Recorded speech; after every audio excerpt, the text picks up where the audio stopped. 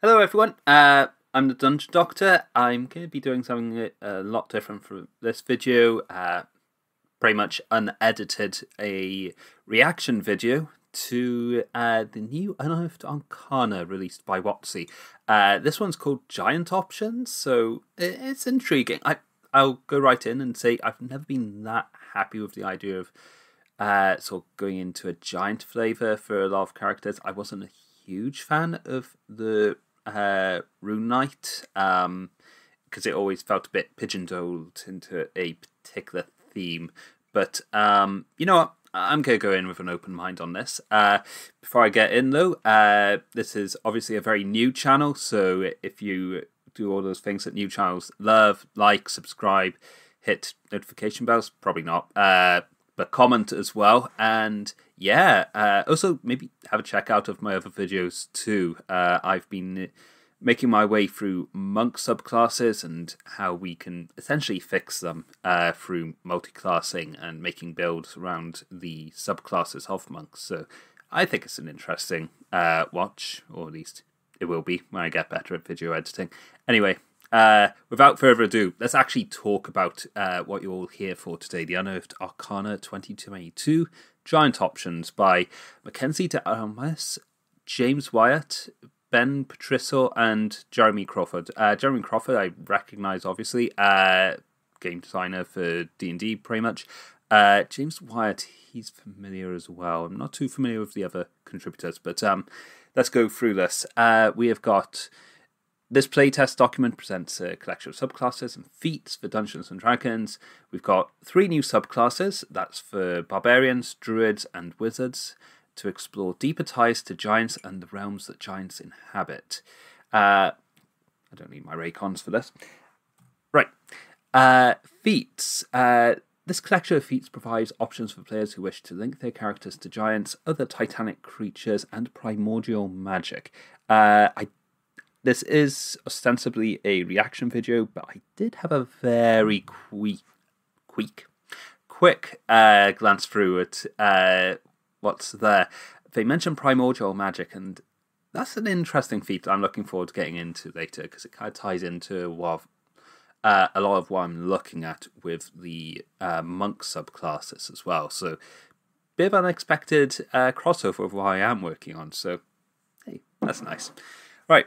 The disclaimer. This is playtest material feedback. The best way for you to give us feedback on this material is in the survey we'll release on the D&D website soon. If we decide to make this material official, it will be refined based on your feedback, and then it will appear in a D&D book.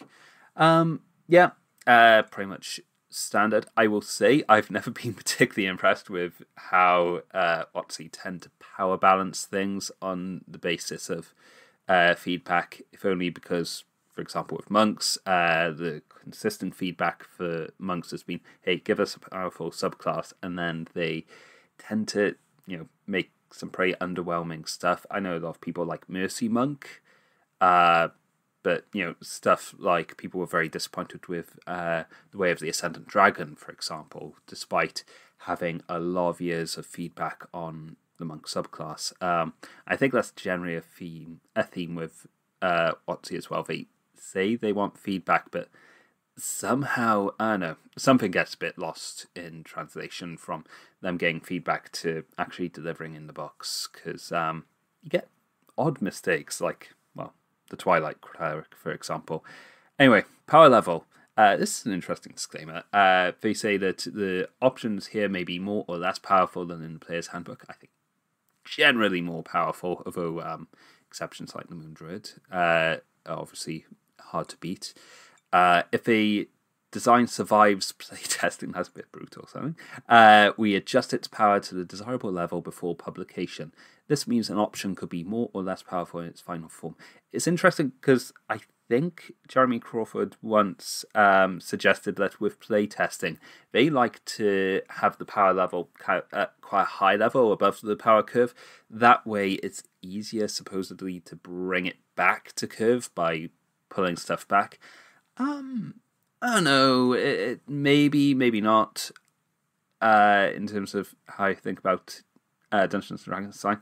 To be honest, I think it's generally not that difficult to make something that's kind of roughly on par, and then just it's easier to do a small tweak than a large tweak to the power of a subclass. And I think probably in a lot of ways it's better to lowball it in terms of power. That way you're less likely to see a lot of exploits, particularly once you start getting into multi-classing and stuff.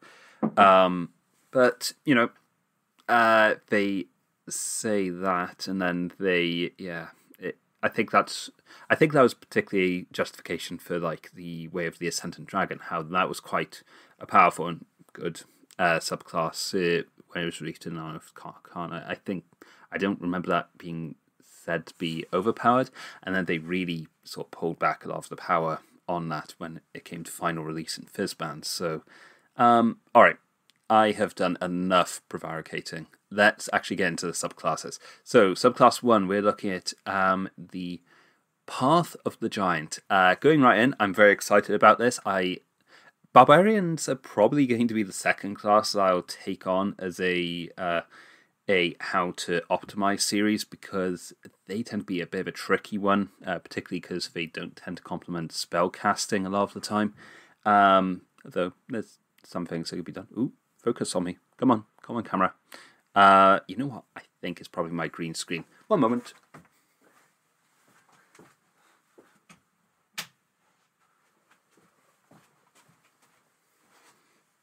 There we go. Camera's probably going to focus on me a bit more now. So, but yeah, one thing I found about Barbarians was it's quite interesting. They're a strength-based character. When they rage, they get advantage on their strength checks and stuff. And so in a lot of ways, they're really built to be a great grappler. However, they haven't really got a good way of grappling any creatures that are larger than large size. So it'll be really interesting to see if the subclass actually fixes that in a way like Rune Knight did. Because at the moment, the only way the Barbarian can start grappling very large creatures up to gargantuan sizes, a relatively large dip into Fighter, which doesn't feel right for the subclass. I want my kind of Kratos, who's gone full Barbarian without multi-classing and is able to, I don't know, tackle Hydra or something, put it under by just grappling it. So I really hope they get some way to address that. Let's see. Starting at 3rd level, because that's where Barbarians get their subclass, they learn to speak, read, and write Giant or one other language of your choice if you already know Giant. Solid. Barbarians aren't great for social stuff, but you know what? I think a Barbarian and a Giant would get on pretty well, so I think it's good that they get that. Additionally, you learn either the Druidcraft or Thaumaturgy cantrip, your choice. Wisdom is your spellcasting ability for the spell. Yeah, both of those are good. Druidcraft, it's interesting. I'm playing a run-through of Dragon Knife's by a Peak. My Fairy Nose Druidcraft is pretty useful if you want to sort of be able to predict the weather going forward and then prepare accordingly for it. And similarly, Thaumaturgy, it's a nice way to do simple things like distractions, create a sound of rolling thunder, really sort of amp up the atmosphere or create distractions or make things feel epic. So yeah, it's a shame you got to choose between those. Thaumaturgy probably, to me, feels like the more appropriate for a Giant, but I could see stuff like with, I think it's Cloud Giants, who are very good at predicting and divining stuff, where maybe Druidcraft could be a bit more appropriate. Nice bit of utility. Wisdom is your spellcasting ability for these spells. I mean, the spellcasting ability is probably not going to be that important anyway for those. But, you know, make it Wisdom or pretty much anything like Wisdom, Charisma, or Intelligence for a Barbarian feels not great because they already spread so thin. I hope they aren't going to be relying on Wisdom for many effects. It probably won't matter for those spells. You're not really making spellcasting checks or saving throws because of them. But let's see. Giant's Havoc. Your rage pulls strength from the primal might of giants, transforming you into a hulking force of destruction. While raging, you gain the following benefits. Okay, please be huge. Please be huge. Please be huge. Let's see. Or at least large. Let's see. When you make a successful ranged attack with a thrown weapon using strength, you can add your rage damage bonus to the attack's damage roll. What? That wasn't a thing already? When you make a successful ranged attack with a thrown weapon using strength, Oh, okay, yeah, because I think with the rage bonus, it doesn't automatically go to strength weapons of all types. It has to be a melee one. Yeah, that is a bit of a weird oversight with the rules, actually. You should be able to get that rage bonus with javelins, and this fixes that. I mean, that's good. It should have been that in the first place. But it's nice that you've got a giant where that is fixed. Giant stature, your reach increases by 5 feet, and if you are smaller than large, you become large. Okay, great. We got that Rune Knight feature, and it's wrapped up in rage, so you don't need to take 2 bonus actions to make it. Along with anything you are wearing, if there isn't enough room for you to become large, your size doesn't change. Okay, good. Third level, you're able to grapple anything that's huge size. I think that pretty much will cover most of the monster manual at that point. I mean, when you start getting into high levels and facing more gargantuan creatures, then you'll be a bit sad that you can't grapple that Tarask. But it's kind of realistic. Maybe they'll get to huge size later. I don't know. I guess one problem is they might be seen to be eating the Rune Knight's lunch, but honestly, it should have been the Barbarian's lunch in the first place. They should have had Rune Knight, I think. But anyway, let's keep going. Elemental Cleaver. Let's see. If I'm going to have to dodge to one side, it's because I'm looking around my camera. All right. This comes in at 6th level. Oh, let's start by wrapping up the 3rd level stuff. You become large. Great. And also you are able to grapple... you're able to grapple huge creatures. Yeah, that's good. And you're also able to get a bonus to your ranged attack throws. So, okay, I will say that if we again compare it back to just scrolling down to see if I haven't missed anything, this feels a bit thin on the ground, to be honest. I would have liked to have seen, okay, I'd say a 3rd feature. Technically, they have got a 3rd feature, and that's the cantrip that they gain. And, 4 features, because they also get giant as a language. Okay. So they are getting a few things. No additional die to damage. I mean, you might compare this with the Zealot Barbarian, who gets extra damage. I mean, you're getting damage on your ranged attacks, but really you want to be in close contact if you're a Barbarian. Well, anyway, I think a little bit thin on the ground. I guess I shouldn't complain too much.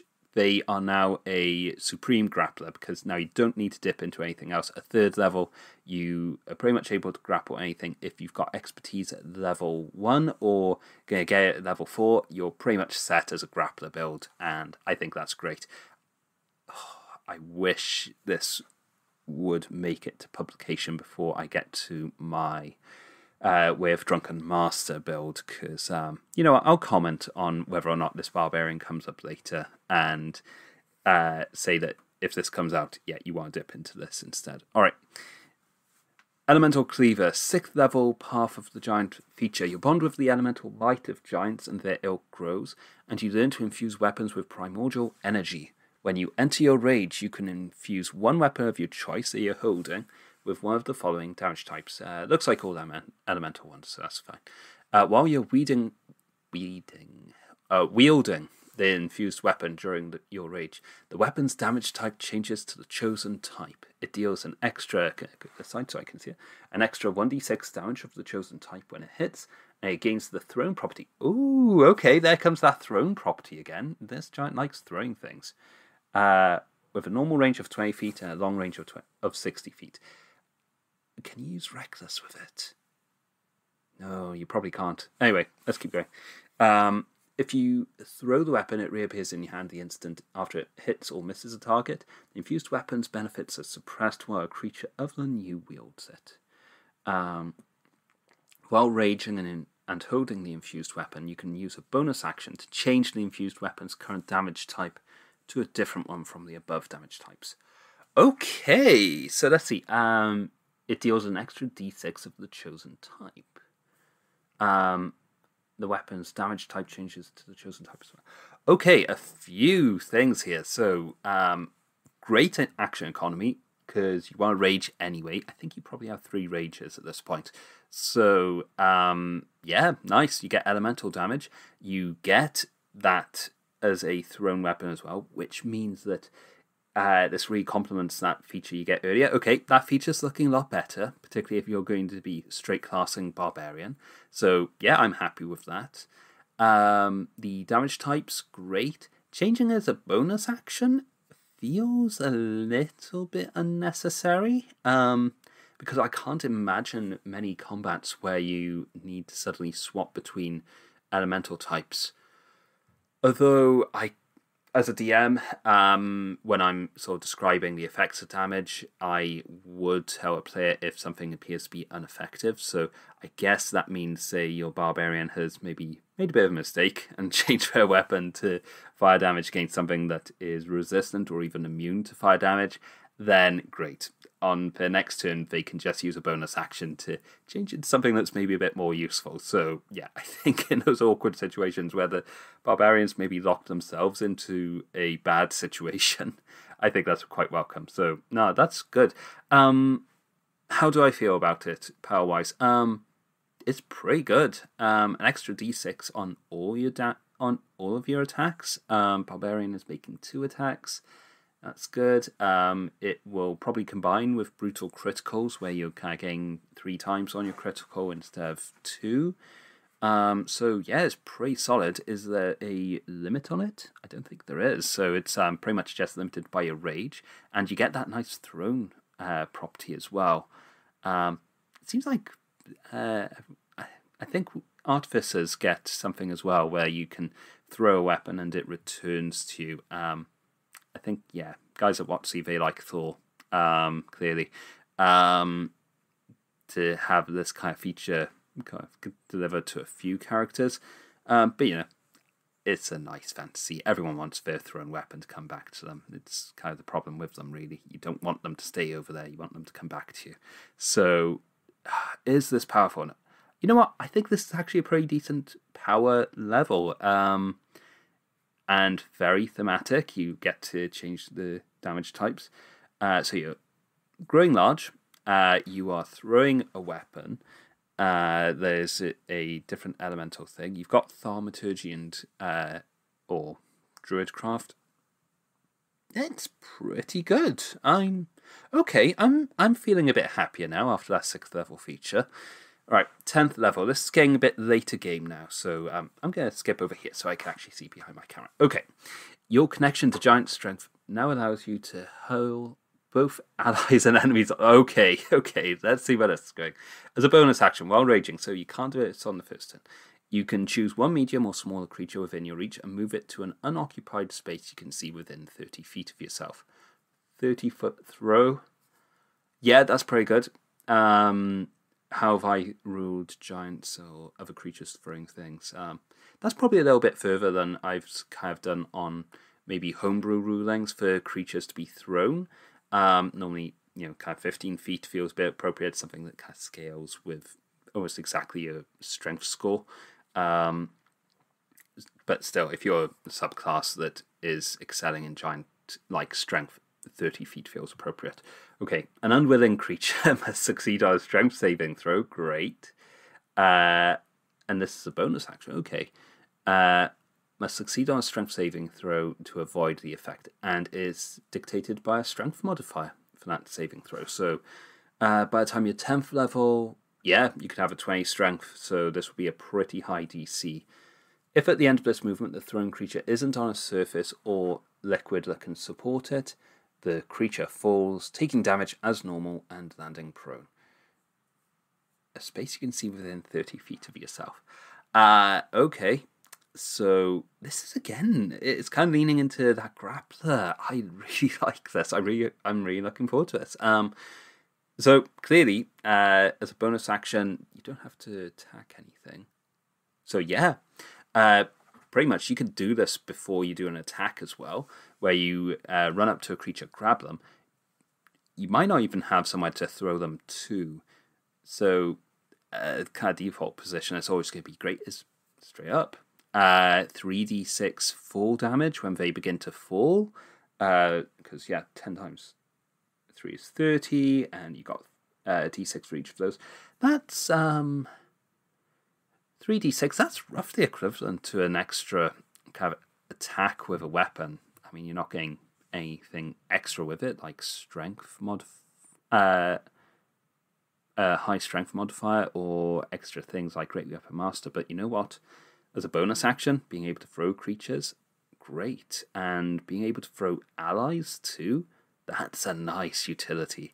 Oh, that's a really nice utility because as a grappler, you want to be protecting your friends. You want to kind of hold the enemy to you. And this lets you essentially, if someone's gone close to the wizard, you can say, hey, Vladimus.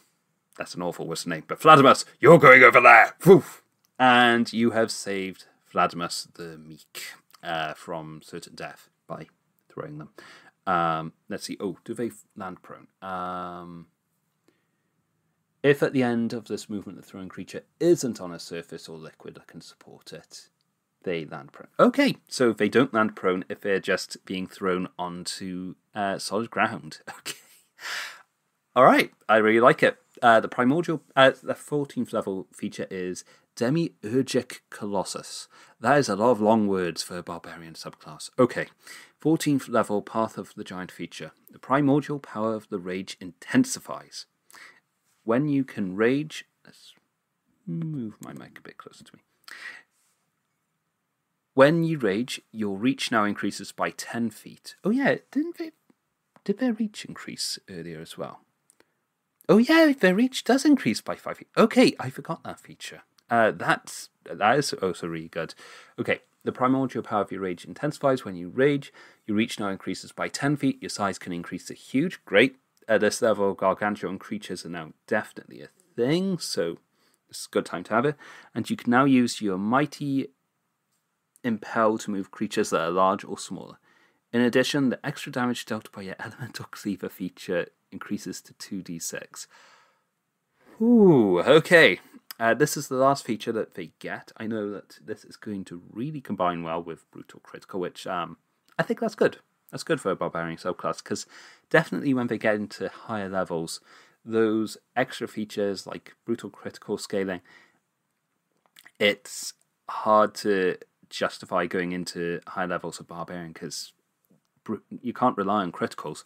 However, in a case where all your attacks are increasing by 2d6, which will double when you get that critical, and obviously you can do reckless attack, that means you've got the potential to actually be hitting creatures pretty hard with that critical, and you don't have to do anything.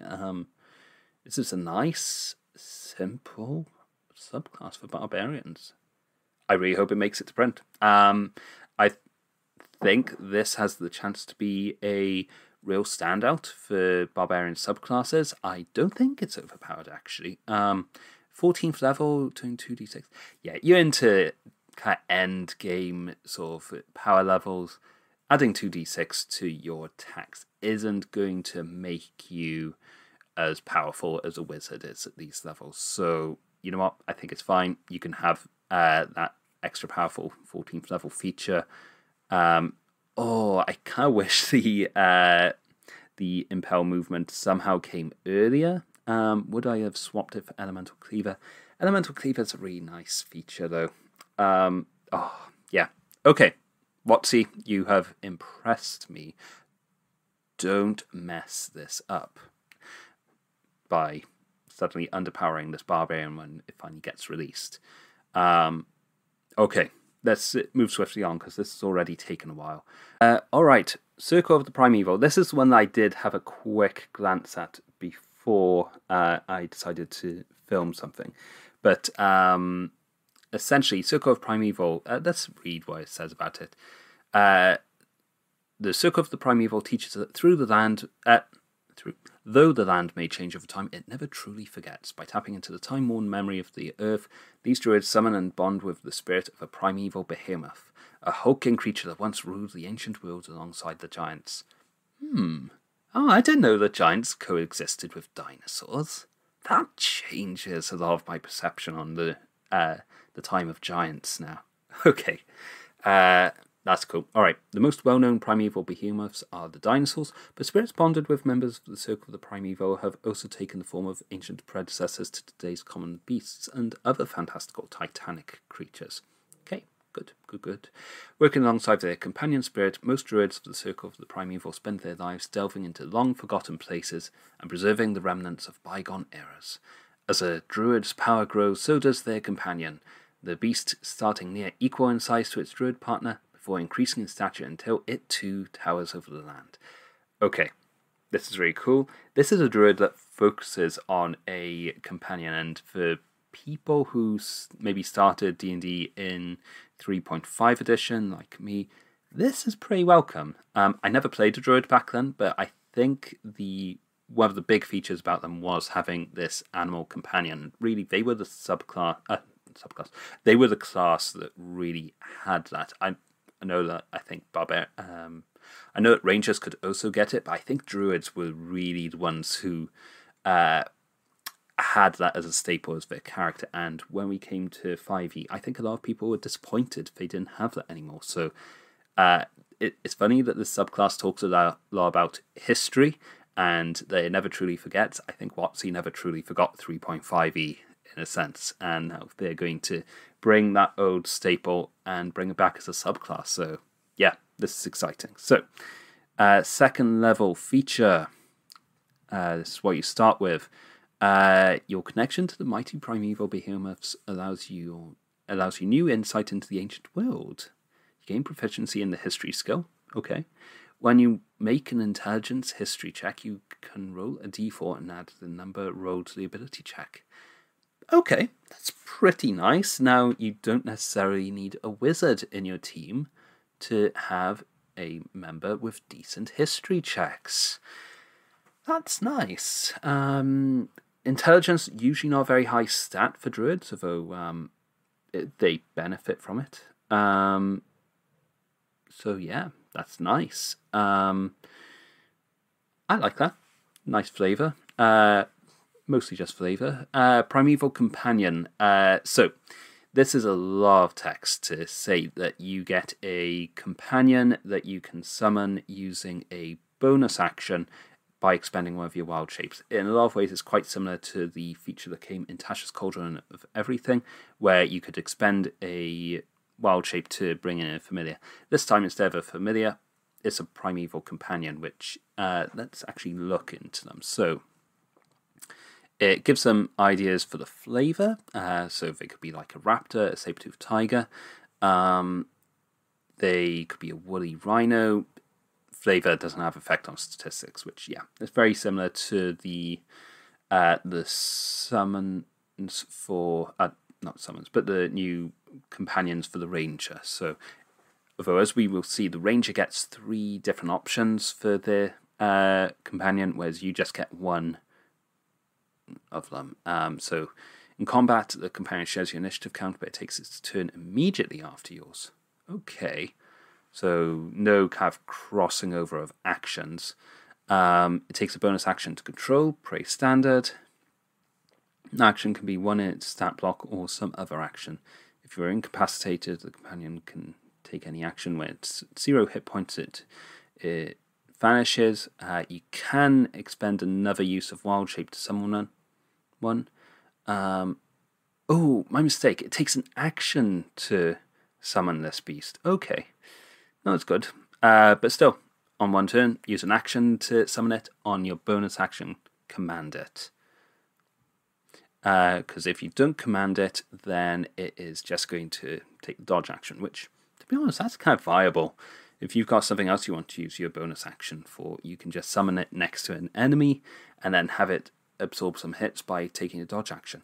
It's got pretty good natural armor. It starts with a 15 when you get this feature, because 13 plus 2 proficiency bonus, which means that ultimately it's going to have an 18 armor class at high levels, which, okay. Yeah, it doesn't scale up too quickly. So it's never going to have considerably high armor class, but yeah, pretty good if it's dodging.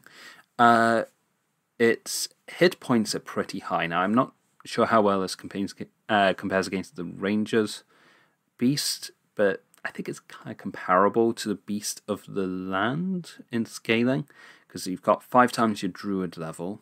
It has a number of hit dice equal to your Druid level as well. Ooh, that reminds me, how long does it stick around for? It remains until it is reduced to 0 hit points or until you die. Okay, so actually that lasts for a good while. Okay, so yeah, it sticks around for a long time. Let's look at its stats. 30 foot of movement. Bit slow, really, for such a large creature. Or what will be a large creature. It starts as a medium beast. Oh, if it grows, you can ride it, maybe. Okay, let's keep going. It has pretty good stats, low intelligence, although it can understand languages you speak. It's got an okay strength, an okay dex, a really good con, and some reasonable perception and dark vision. So you don't have to worry about dark vision on this creature. That's good. Let's see. So saving throws. Now this comes up later, but you get dexterity saving throw of +2 plus proficiency bonus. So it starts with a +4. That's reasonable. Its con saving throw starts as a +6. So yeah, pretty good at resisting con saves. In terms of its actions, it's got 1 attack that it makes, which I think that the Ranger's Companion can make a lot more attacks, whereas this one can just make 1 attack. It does 1d8 plus proficiency bonus of bludgeoning, piercing, slashing. Okay, the attack seems a little bit underwhelming, to be honest. It's just 1 attack that you gain with your bonus action.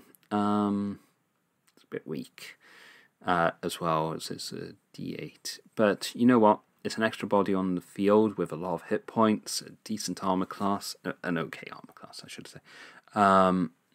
Intercept attack. When a creature the companion can see hits a target with an attack, and the target is within 5 feet of the companion, the target instead takes half the damage and the companion takes the remainder of the damage. So, yeah, that feels more like why it's here. It's there because it's got that large stack of hit points.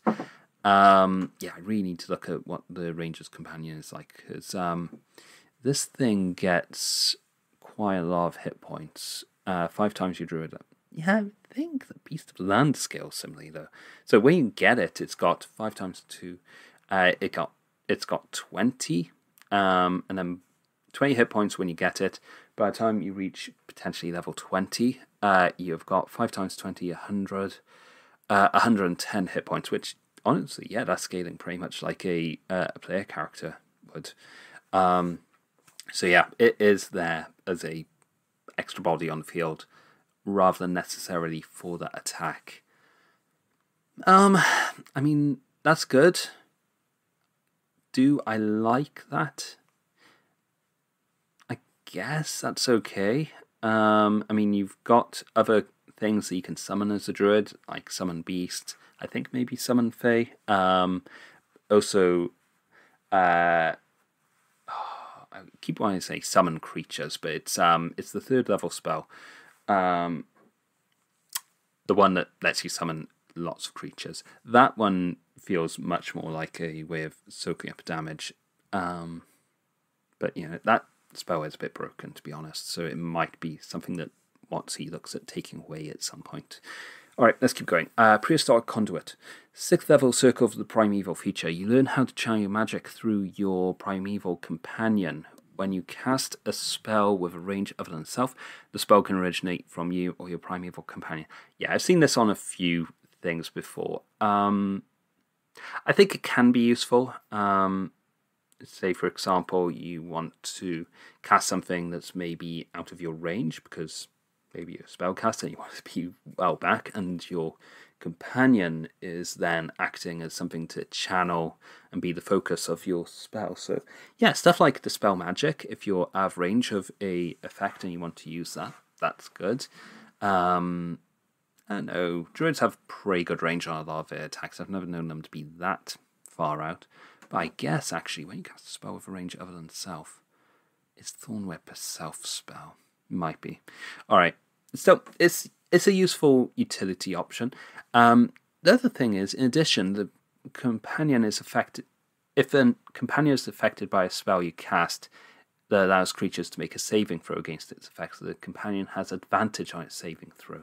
If the primal companion would normally take half damage on successful save against this spell, it will instead take no damage if it makes a save. So this is basically for your druids who want to put your primal companion right up in the fray, and then cast something like Cool Lightning seems to be the one that my druid uses quite a lot, or my friend Alex, who uses the druid.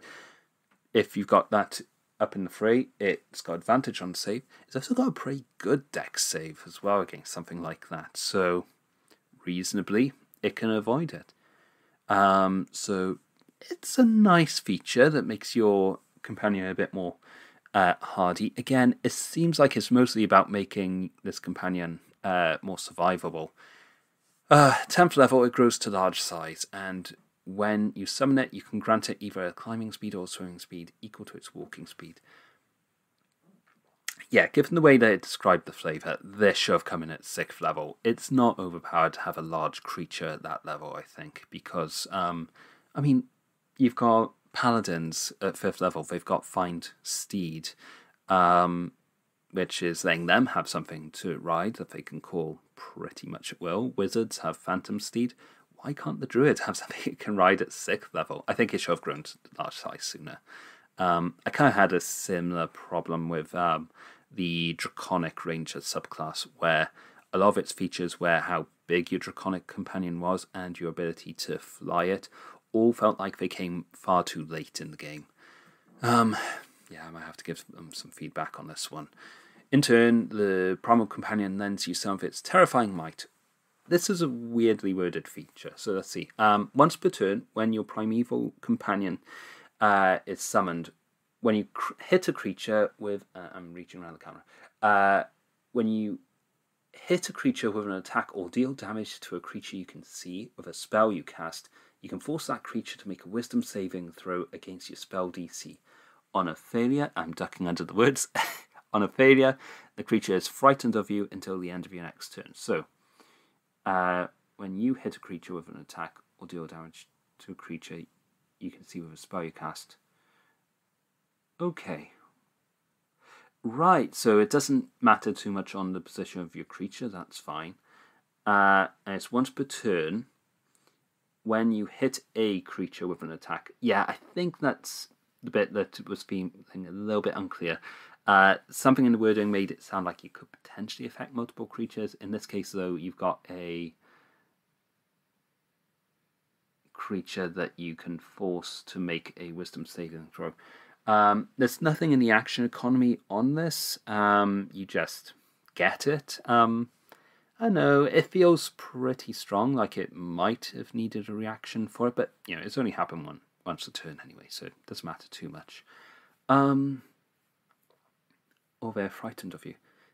Okay, yeah, this is kind of leaning into that idea again, where you're sending the companion ahead, and if you're then using your action to maybe cast something on that creature, frightening them, again, keeps them at that distance. So really, this is a very backliner druid who really wants to just send their companion in to sort of soak up damage and assist its friends while they stay well back. Ooh, what's the range on this, though?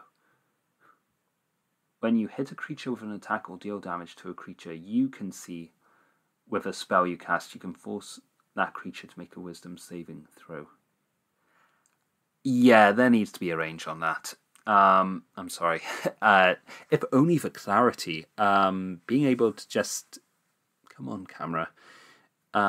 Being able... So, say you had a sharpshooter druid. I mean, bit of a stretch here. You could potentially hit them with an attack from 600 feet away. You can see them, and they're frightened of you from 600 feet. I don't know. Doesn't feel quite right. I think there needs to be a range limiter on that. Like... 60 feet is pretty standard. I'd say as long as they're within 60 feet, it makes sense. otherwise you're potentially having creatures that are frightened at huge distances, which, yeah, I don't like the idea of that. 14th level, okay. At this level, the companion becomes huge. Let's double check this. Okay, yeah. So between 1 to 10th level, or 1 to 9th level, they're a medium size. 10th level, they're large. 14th level, they're huge. Yeah, see, they're kind of pushing a lot of those features towards the back. I would have had huge, maybe. Huge at this level seems fine. I would have had large at 6th level. You've learned to fully harness the titanic legacy of your companion. As part of the bonus action you use to command your companion, you can expend a spell slot of any level to heighten your primeval companion's might, granting it the following benefits. This mechanic feels a bit messy, to be honest. For one thing, it says, as part of the bonus action you use to command your companion, you can expend a spell slot. Okay, no, that makes sense. So you have to command it, but then when you do command it, you can expend the spell slot. The benefit lasts for 1 hour, and the benefits are a few things. So, alright, they can only become huge for an hour.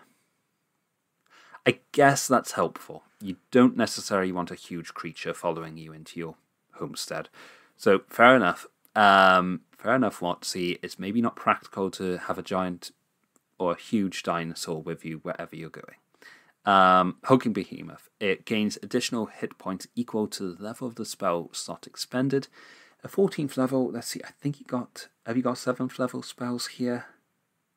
I think you do, yeah.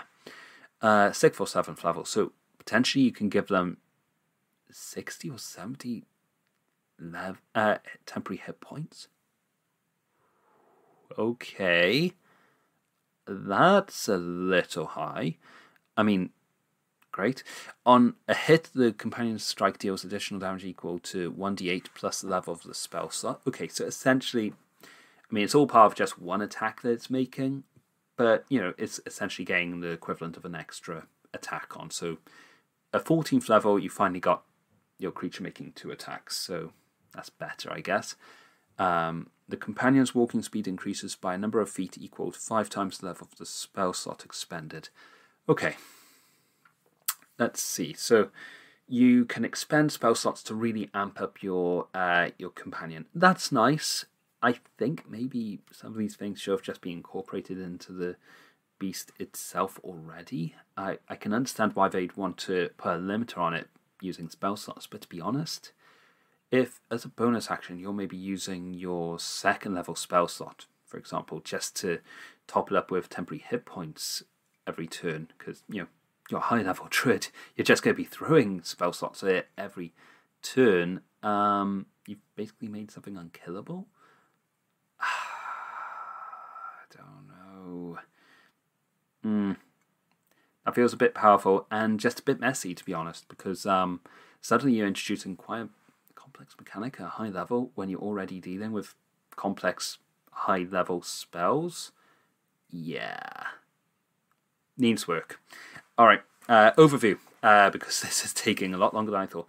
Overview of this Druid subclass. You need to have a large companion sooner, introduce that at 6th level. Your companion needs to not hit like a wet blanket when it hits things, because, come on, 1d8 plus proficiency bonus on a hit. This thing's meant to be an intimidating presence on the field, and if that's all it's doing, creatures aren't going to worry about attacking this pathetic hitting creature. They're going to just, you know, still target the fighter or the wizard or something. I guess that's why it's got this feature where it throws itself in front of creatures, because creatures aren't targeting it of their own volition. And to me, ooh, that's a little weird, actually. That's almost like taking agency away from the DM, because the DM depends how they're acting, but normally they'll want to make logical choices for their creatures, and having the beast just throw itself in front of other people just so it gets used, I don't know.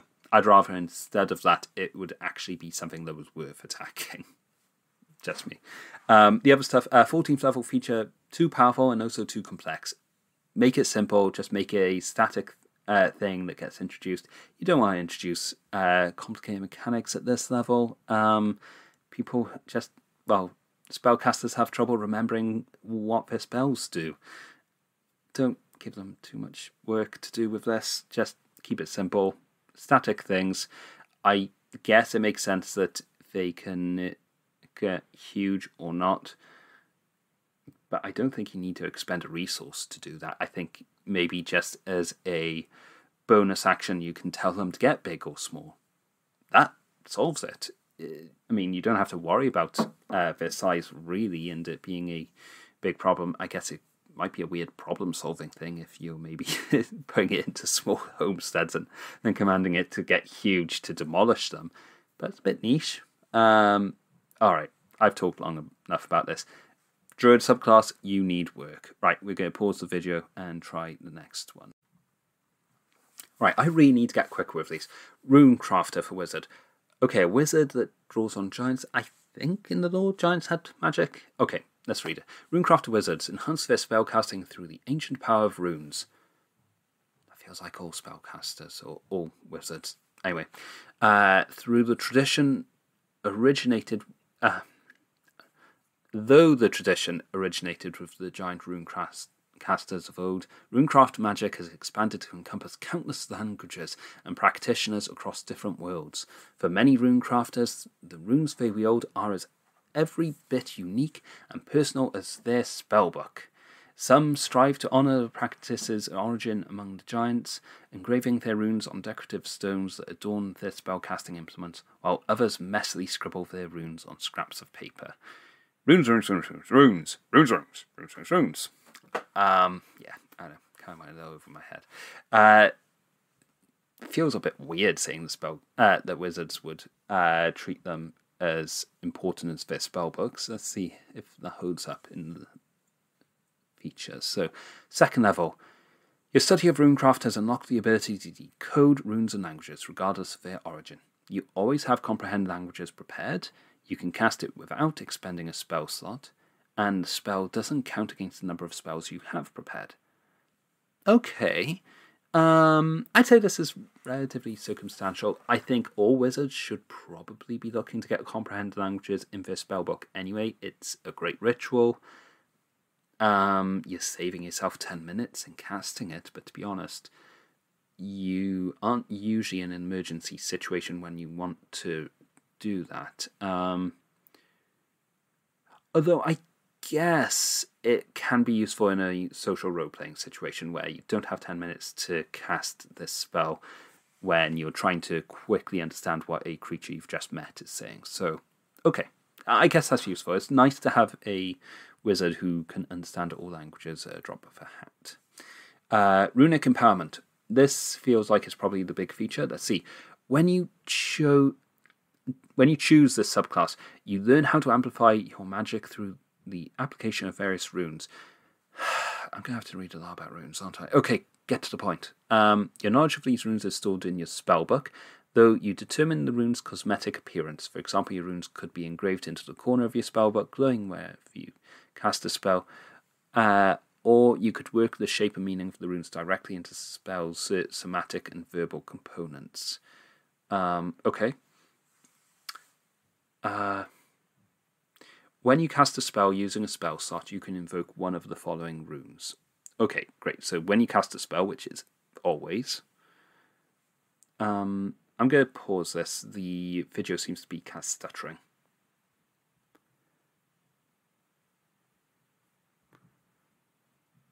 So, life rune. When you invoke this rune, choose one creature you can see within 30 feet of you. The chosen creature gains temporary hit points equal to 5 times the level of the spell slot expended. Okay. We'll have to see what's limiting this, because that's pretty powerful. War rune. When you invoke this rune, choose one creature you can see within 30 feet of you. Until the end of your next turn, attack rolls that target the chosen creature gain a bonus equal to half the level of the spell, rounded up minimum of +1.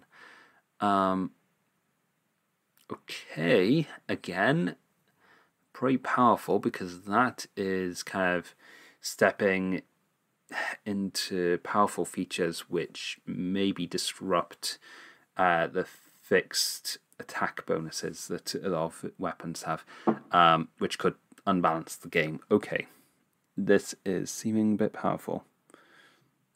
Wind Rune. When you invoke this rune, your speed increases by a number of feet equal to 5 times the level of the spell slot expended, and your movement doesn't provoke opportunity attacks. These benefits last until the start of your next turn. You can invoke no more than 1 rune per spell. You can use this feature a number of times equal to your proficiency bonus, and you regain all expended uses when you finish a long rest. Okay, so these are powerful features. You only get them up to 6 times the long rest when you're at very high level. When you gain it, you get it 2 times. So actually, at very low level, it can feel like a subclassless wizard, which isn't great. Because, yeah, once you've used these, all you've got is the comprehend languages thing. I mean, to be fair, a lot of wizards don't feel like they've got a strong second level feature until they've once they've used it. I guess, you know, divination is a very powerful subclass, for example, because of the portent feature. You get to use that 2 times a long rest. So, okay, in a lot of ways it's similar. Is this too powerful? Or is it too weak? I think it's probably about right, because you are only getting it a few times a day. They're pretty impactful. Wind Rune, then you just kind of get out of dodge quickly. That's nice. Okay, I think it's probably about the right level because of how often you can use it. And they're all in your book, so that's a little bit weird that they're all in your book. It doesn't feel like you're really getting much additional choices. It's not like you're learning a different subset of runic magic. You're just getting all the runes, which doesn't feel very wizardy. Okay, that's me complaining about flavour though. Right, Sigils of Warning. 6th level Runecrafter feature. You can call on a rune of protection to guard yourself against threats. When you fail a strength, dexterity, or con saving throw, you can use your reaction to expend 1 use of your runic empowerment and succeed on the saving throw instead. Okay, so wizards will want to use this to protect their concentration, because that's a constitution saving throw. I guess that's nice. Doesn't feel very... I need to stop complaining about the flavour. This is why I said about Rune Knights before. I'm not great on rune flavour. You just succeed on the saving throw. Doesn't matter what it is, you don't get a reroll. Okay.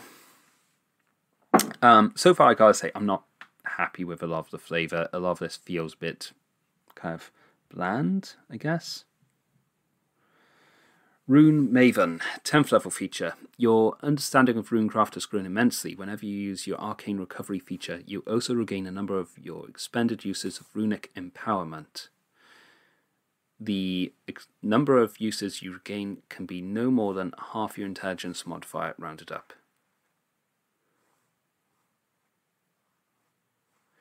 So this gives you your Runic Empowerment more times.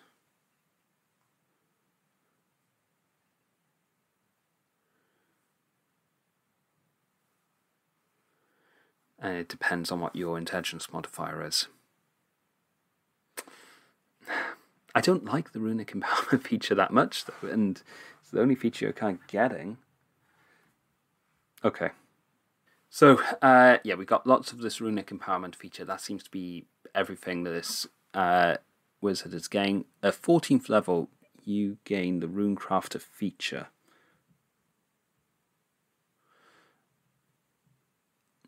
You've mastered the art of wielding your runes directly against your foes. As a bonus action, you can target one creature you can see within 60 feet of yourself. Druid, take notes. Use 60 feet as a limiter. The creature must succeed on a wisdom saving throw against your spell save DC.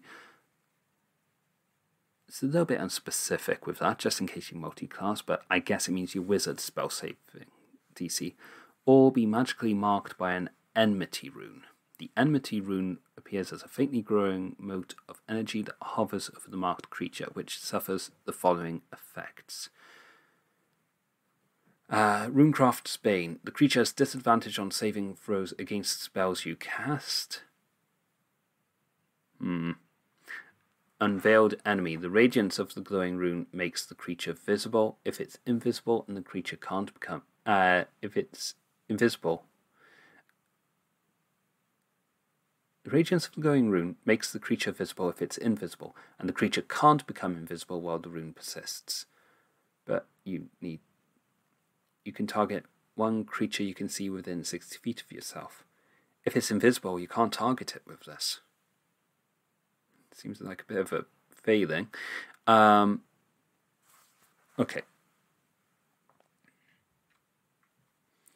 And Woeful Curse. When you mark the creature and as a bonus action on subsequent turns for the duration, you can invoke the enmity rune to curse the creature until the start of your next turn. The next time one of your allies hits the cursed creature with an attack roll, the target also takes 1d8 force damage and the curse ends. Okay, so bonus action and it takes a d8 of force damage, essentially. The enmity rune lasts for 1 minute or until you lose your concentration, as if you were concentrating on a spell. Once you have marked a creature in this way, you can't do so again until you finish a long rest, unless you expend a spell slot of 3rd level or higher to use this feature again. Okay, so this is like a concentration spell you're getting, and it's having a number of effects on a creature. You use it as a bonus action. Let's start with that top feature. The creature has disadvantage on saving throws against spells you cast. If you're casting a concentration spell, then surely this effect ends straight away, and then it's not going to have disadvantage on that saving throw. So you can't combine this with concentration spells, really, which is good. You don't necessarily want to give a creature fail or an increased chance of failing on a concentration spell, because usually it'll lock them down a lot. So it's not too powerful. You get to use this once. Unveiled Enemy. There's some obvious problems with that, with being able to cast it on an invisible enemy. And Woeful Curse, bonus action to get 1d8 extra force damage. It's okay if you... I guess it's, in a way, it's giving this an ongoing bonus action effect, which a lot of spells do get. I think it's okay. It's not that powerful. Would I spend a 3rd level spell on it? When I'm a high level wizard, maybe. But honestly, I think they'd probably have better things to be concentrating on. And having it as a concentration spell just makes it not great. I think they need to rework this. The 14th level feature, they need to make something that's weaker but doesn't take concentration. I think the original runic empowerment stuff that they get, it's... let's have one last look at it. The wind rune lets you just disengage very quickly and move very quickly away from a creature. That's nice. War rune, when you invoke this rune, attack rolls that target the chosen creature have their power increased. And the other one is spell point, is temporary hit points. Honestly, this subclass feels like a mess. I don't get what the flavor is doing for it. It kind of just feels like a lot of features thrown at a wall. I won't be excited for this one. Some people might. Some people seem to really like runes, but for me, this is just a bit weird. 6th level feature, again, just... I don't think they should have tried to squeeze in a Wizard subclass for this, because somehow it just doesn't seem to be fitting. Alright, I'm going to stop the recording before I get into feats.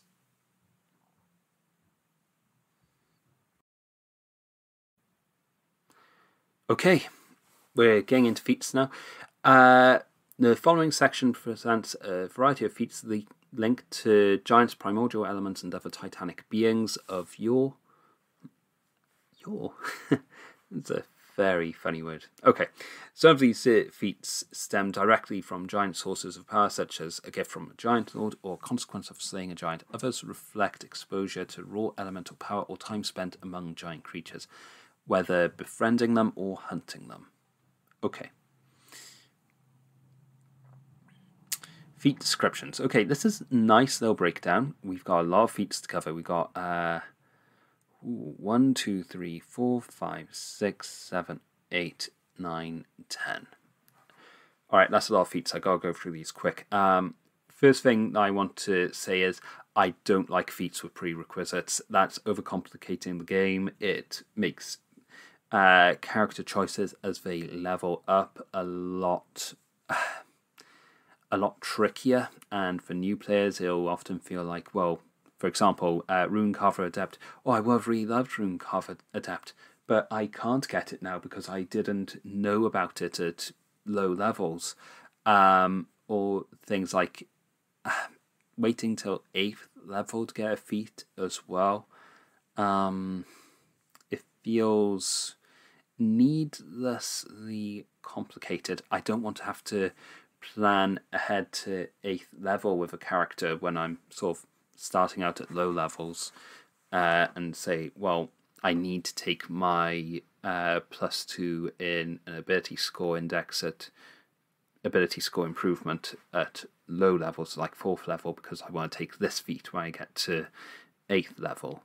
I'd rather just have something like a weaker version of it that I could take earlier and then get that flavour for a character. Then I don't want to have to wait until 8th level to have my character kind of come together with a particular feat that I want. I want to be able to take it at 4th level. For that reason, the 4th level requirements I don't mind too much. That essentially just locks out your variant humans and custom lineages from taking that feat, which, you know, feels a bit petty, but why not? I don't know. I don't know why they're trying to go down this route. I didn't like it with a lot of the other Unearthed Arcana. I really didn't like what they were trying with Strixhaven with it, but at least that it was very clearly part of a world that they were building. Let's just get going. Right. This is the feat I saw earlier. I'm currently doing a build video for Way of the Four Elements, and when I saw this, I thought, are they going to revisit Way of Four Elements in whatever this Unearthed Arcana is going to be contributing to? Because that'd be really cool. I'd be up for a revised version of the Way of Four Elements monk in the same way that the Beastmaster Ranger got a revamp. I think that's on the cards from the description of this, because with Elemental Touched, you've been touched by primordial magic of the elemental planes, and with that you can learn the Druidcraft or Thaumaturgy cantrip. Interestingly, Way of Four Elements don't get those, although they do get Elemental Attunement, which is quite similar. Whenever you finish a long rest, you can choose which element you are attuned to, air, earth, fire, or water. And depending on your choice, you get one of the following bonus actions. Air, you gain a flying speed equal to your walking speed, so this is something that scales really well for monks.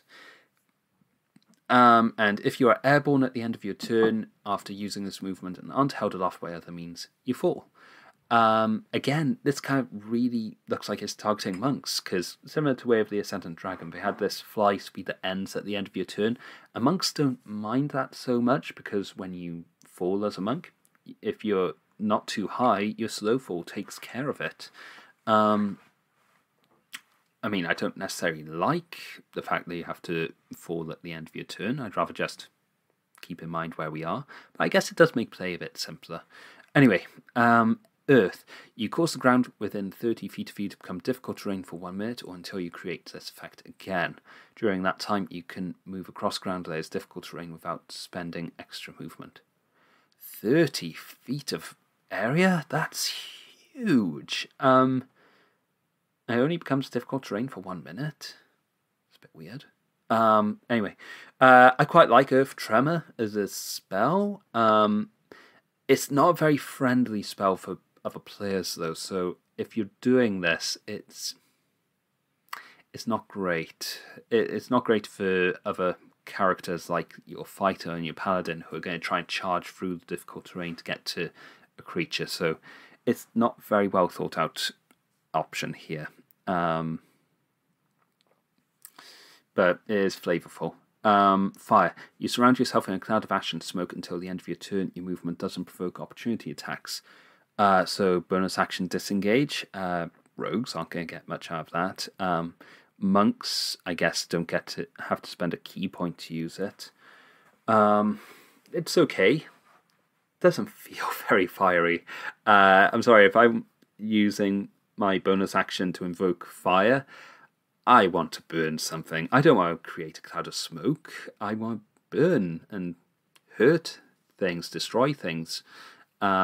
Just obscuring doesn't feel right. That feels more like a water thing where you may be making a mist. Right, water. This is the more offensive one. As a bonus action, you can direct a surge of water towards a creature within 15 feet of you. They make a strength saving throw against your spell save DC, which is your spellcasting ability modifier, which I think is chosen when we gain this feature. Let's see. Yep, we choose what our spellcasting ability modifier is. And they get pushed 10 feet away from you. The water vanishes immediately after the creature succeeds or fails. It feels a little bit weak compared with the telekinetic feat. I mean, at least you're able to kind of swap between this and other features. You can do this a number of times equal to your proficiency bonus, getting all uses back on a long rest.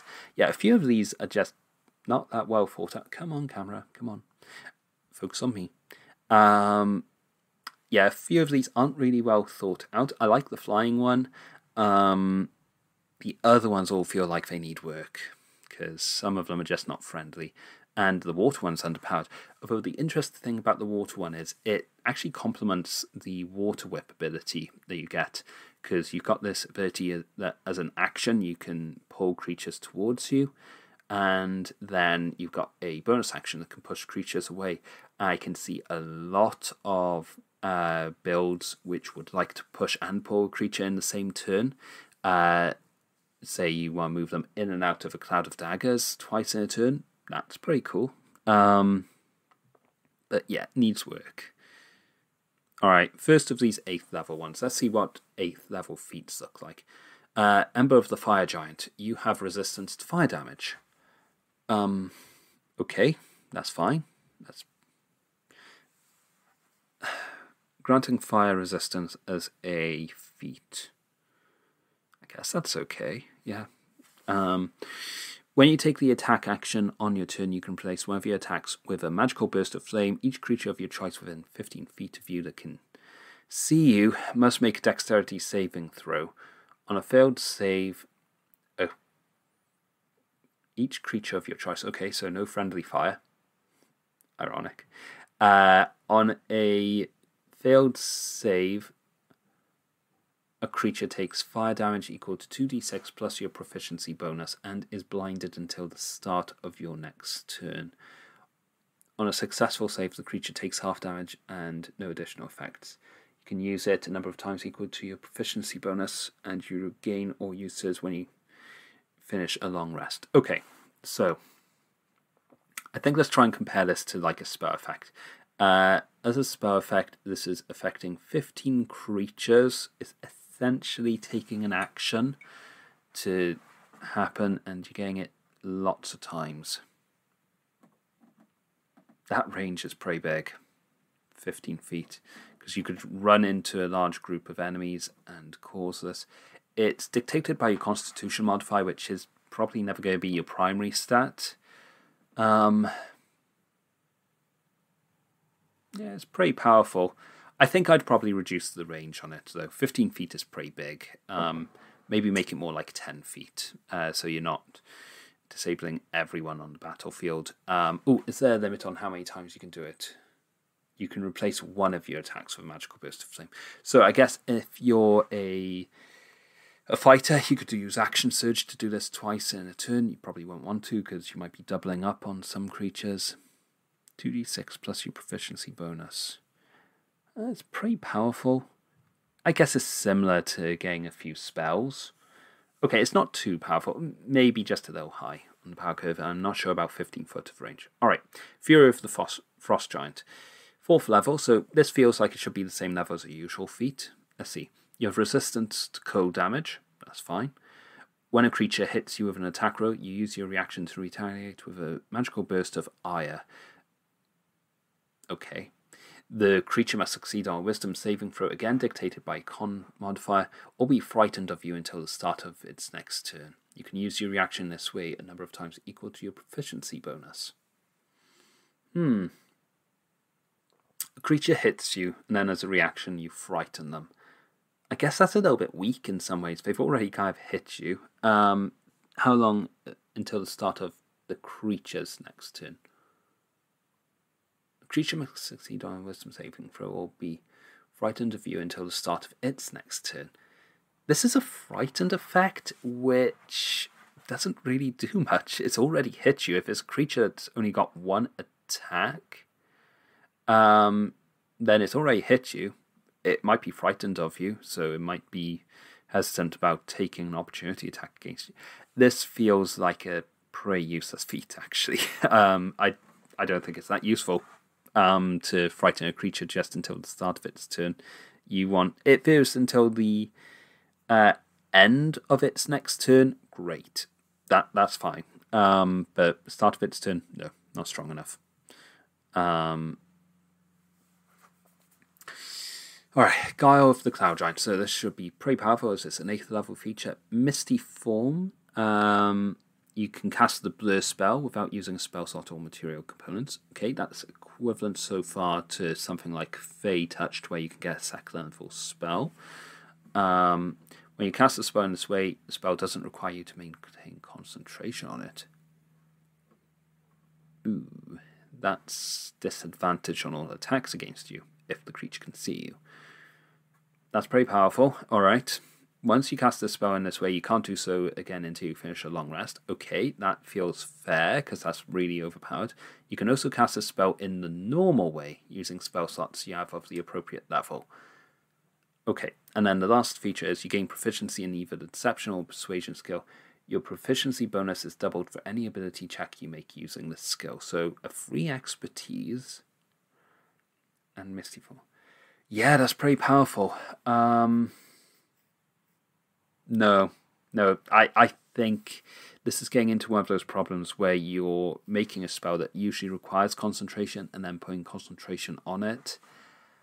I think what would have been better is if instead of that, maybe once per a long rest, or maybe proficiency bonus times per day, you can cast Misty Form or the Blur spell as a bonus action, and then it becomes a bit more useful. Yeah, I don't like the idea of concentration for the Blur spell, actually, because you can start stacking it with some other effects and then start breaking the game. Keenness of the Stone Giant. You've manifested a protection spellcasting emblematic of Stone Giants, granting you the following benefits. Okay, Dreamer's Magic. You learn the Detect Thoughts spell. Okay. The 1st level, and one 1st level spell of your choice. It can be from Abjuration or the Divination School of Magic. Okay, so this is something that's going to be great for people who want to grab the Shield spell without multi-classing. You can cast each of these spells without expending a spell slot, and once you cast either of the spells in this way, you can't cast that spell in this way again until you finish a long rest.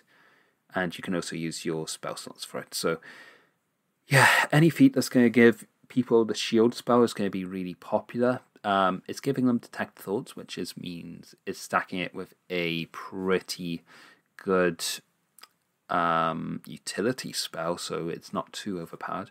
You also gain Dark Vision out to a range of 60 feet. If you already have Dark Vision from another source, its range is increased by 30 feet. Yeah, this is a really, really good feat. Honestly, am I happy with the idea of characters being able to grab Shield through a feat? I mean, you could do it anyway using Magic Initiate. The only problem was how you actually cast it with your own spells.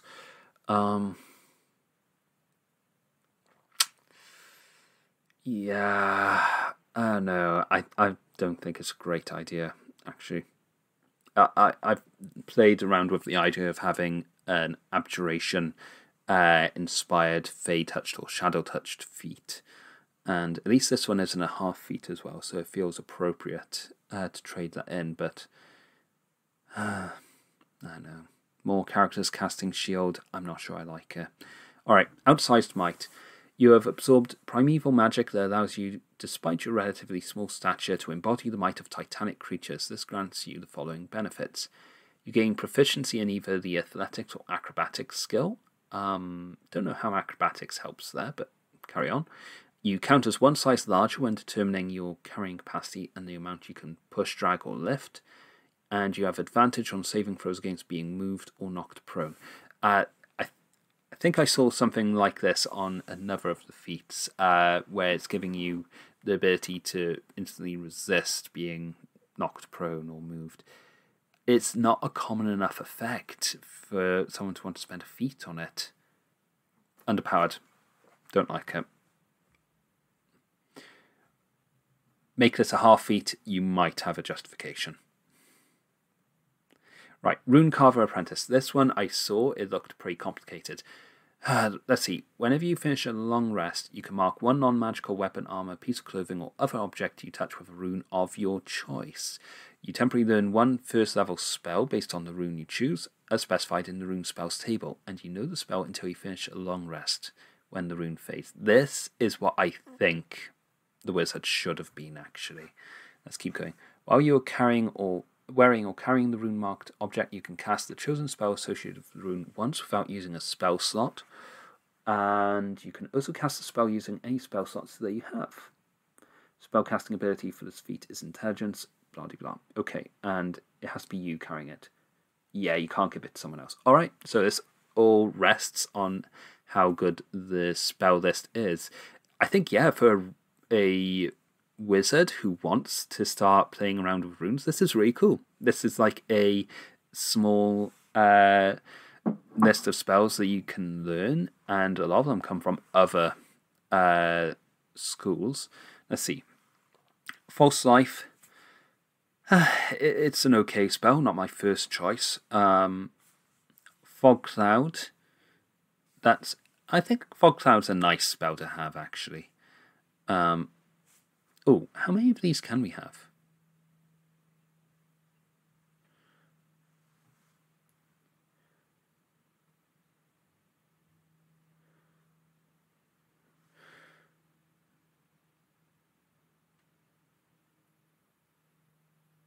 And you know the spell until you finish a long rest when the rune fades. Okay, so you can only have one at a time. Alright, False Life, okay. Fog Cloud, okay. Ray of Sickness, not great, or at least hasn't got a good reputation. I've had good experiences with it, but Chromatic Orb, I mean, great if you want something damaging, but it's not that great. Bane, I quite like Bane, but you know, if you've got other things to concentrate on, it's not that great. Burning Hands, couldn't see myself giving a feat to get Burning Hands. Bless is good. Armor of Agathis. I think Armor of Agathis might be one that's worth getting. Though if you wanted Armor of Agathis, you might be able to get that from Dreamer's Magic, because you can get that. It's an abjuration spell, I think. Armor of Agathis is an abjuration spell. Let me double check my spell lists. You are all watching a person on his phone right now. I hope you're happy. Armor of Agathis. Yeah. Why would you get this feat when you could get it on the mountain? The Stone Giant feat. Yeah, Keenness of the Stone Giant. Yeah. I mean, you can get this at first level, but, you know. Armor of Agathis. Goodberry. A lot of people really like Goodberry. Like Pack Tactics always talks about it. I'm not that fussed on it. Keep going. Longstrider. Longstrider's okay. Command is very good, actually. I think it's like, it doesn't have concentration, so it's a great spell for if you just want to expand your first level spell slots. Also scales nicely. Cure Wounds. Wait, Cure Wounds. Okay, now we're talking. So for your wizard that actually wants to be able to heal things, great, we can take that. Mountain is jump. I really like jump, but you gotta have a high strength character to use it. Shield. Okay, another feat that gives shield, although this one is a bit less powerful than the other one. Sanctuary, Thunderwave, Heroism, and Featherfall. Ooh, Heroism. That's an interesting one, because that comes into another build I've been working on. Featherfall. Featherfall is always nice to have. I think ultimately, though, I mean, there are some good spells here. Shield, Sanctuary, I like. Featherfall, useful if you want it. It's a good way to get access to a lot of these spells without having to multi-class, and I think that's the advantage with a lot of these. I guess that's the thing with the keenness of Stone Giants. A lot of people want to multi-class just so they can get shield. And this means that you've got more chance of going with straight classed characters, which I guess can be good for the game. It's just how much does giving up a character shield mess with the power. All of them are good, but I don't know if I'd give up a feat to get just one extra spell known, because there's probably going to be just that one spell that you want. But here comes Runecarver Adept, which you do get a 4th level. Your skill with the art of Runecraft has increased. Whenever you finish a long rest, you can now mark a number of objects equal to your proficiency bonus with a rune from it. An object can only have one rune at a time, and you must inscribe a different rune on each object. So, yeah, this is the thing that increases the power of it significantly, because now you've got a number of runes equal to your proficiency bonus. Expending 2 feats to do that, though? That's a lot. Should they have just given that as the feat? Maybe. Or maybe scale it to half your proficiency bonus. Half your proficiency bonus might be okay, because then you start off with 1 rune, which is the power that it is at the moment. And then maybe if you say scale it at your proficiency bonus, but it goes up, rounding up, then by the time you get to level 5, you can have 2 runes. It's a bit slow scaling, though. I don't know. I think maybe they should have just done that. I don't think it's too powerful. Maybe. Soul of the Storm Giant, an 8th level feature. 8th level feat, I should say. You've manifested divination abilities and tempest magic emblematic of storm giants, granting you the following benefits. As a bonus action, you surround yourself in an aura of magical wind and lightning that extends 10 feet from you in every direction, but not through total cover. It lasts for 1 minute or until you are incapacitated. While it's active, attack rolls have disadvantage against you, and whenever a creature starts its turn within the sphere, you can force the creature's speed to be halved until the start of its next turn. Once you use this bonus action, you can't do so again until you finish a long rest. Okay, this is quite similar to Blur on the Cloud Giant one. I mean, you don't get the additional effect where you're slowing creatures down around you. Yeah, a bit weird. So if we compare it to that, though, it's concentration-free Blur. You can't cast it with your own spell slot, so you only get this once per long rest. That's pretty expensive to have one thing that you can use once per day. The other thing is you can cast the divination spell as a ritual without needing material components, and once you have cast it in this way, you can't do so again for a long rest. That's giving up a lot for a feat. I mean, that's expensive, though. So feats, I feel like, should be something that it always feels like it's impacting on your character. With both of these, you get to use it once per day. At least with Cloud Giant, the Cloud Giant feat, you get Blur on your spell list, and it's a good spell. I don't like it being concentration-free, but it's a good spell, and then it's always on your spell list. Here, you use Maelstrom Aura, and it's gone for the day. You use Storm's Oracle, and it's gone for the day. that's not good enough. I think you cast the divination spell as a ritual without needing it.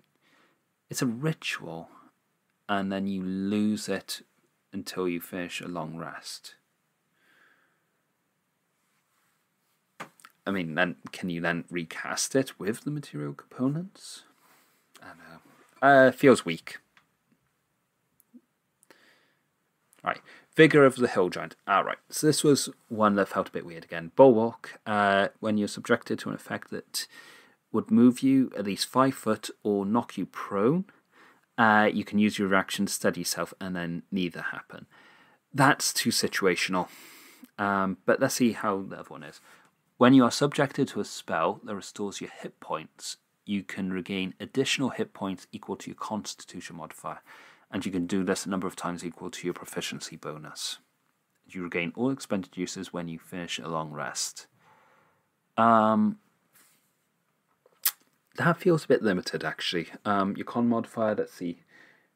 Yeah, especially at high levels. Why would it be useful to do that? Because you'd just be getting 6 additional healing on top of your... not 6 additional healing, 5 additional healing on top of something. And you can only do that 6 times per day. I think that should be higher. That should be a higher amount of healing. Or at least a more consistent healing. I would say maybe whenever you regain hit points... whenever you regain hit points, you gain your Constitution modifier. Additionally, I don't think that's too broken myself, and it would be worth a feat then. I mean, compare that to something like the Tough Feat, which is giving you 2 hit points per level. I think that feels fair. I don't know, maybe I'm getting the scaling mixed up. I've been reading a lot of feats now. Alright, that finally concludes my look through of the Unearthed Arcana. One of my take-homes, really excited for the Barbarian Subclass, actually. I think that one was well designed, it's been well thought out, it's not too powerful. Really happy with that. Druid Subclass needs work.